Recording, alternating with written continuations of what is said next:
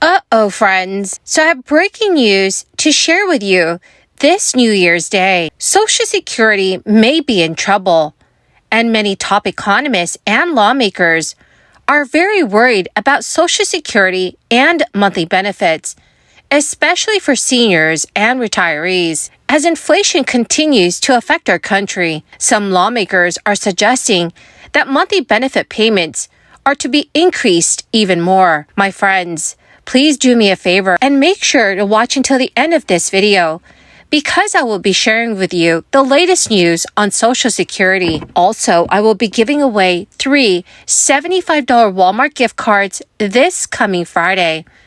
If you would like to enter the giveaway, all you have to do, my friends, is click and like several of my videos and then comment below the keyword of each video that you watch. Remember, the more videos that you watch and then leave a comment on, the more likely your chances of winning the giveaways. So friends, this year, some relief for millions of seniors and retirees is on the way. An 8.7% cost of living adjustment is about to go into effect. There hasn't been a COLA that high since 1981, but according to some economists, Social Security's biggest increase in decades has a serious problem. The Social Security Administration implemented automatic annual COLAs in 1975 in an attempt to help solve a major issue. Social Security benefits were being eroded by inflation, but some say that the automatic annual COLAs have helped in the past, but does not actually solve the issue.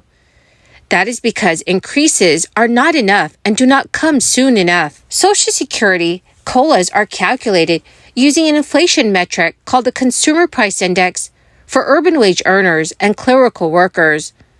The main drawback to the CPIW is that it focuses on employed workers instead of retirees. This is especially concerning because seniors spend much more on healthcare than younger individuals do, and healthcare costs are rising more quickly than other categories that are tracked by the CPIW, and as a result, annual COLAs often are not enough to fully offset the impact of inflation on retirees. The way that COLAs are calculated complicates the situation even more. Specifically, the average CPIW in the third quarter of the current year is compared against the average CPIW in the same quarter of the previous year. The COLA will equal the percentage increase from this comparison, and according to the experts, there are a few downsides to this approach. It is possible that inflation could be much higher in the first 2 quarters of a year than in the third quarter. Retirees received a 5.9% benefit increase for 2022, but the inflation rate, as measured by the CPIW, was 8.2% higher month over month in January, with the monthly increase rising to nearly 10% by June. The Senior Citizens League analyzed how effective this year's COLA was in helping seniors. The organization determined that by the end of November, the average Social Security recipient's monthly benefit fell 46% short of keeping pace with inflation. So far in 2022, there has not been a single month where the 5.9% COLA was adequate to offset the impact of inflation. What's especially concerning is that the Senior Citizens League conducted a survey and found that inflation appears to be pushing more older Americans into poverty. 1/3 of the survey recipients said that they have applied for food stamps or visited a food pantry over the previous 12 months, compared to 22% in 2020. While inflation does appear to be moderating somewhat, it could remain high over the near term. A recent survey found that 55% of retirees do not think that the 8.7% COLA will be enough. So dear friends, what are your thoughts on this? Do you think that the 8.7% COLA is adequate?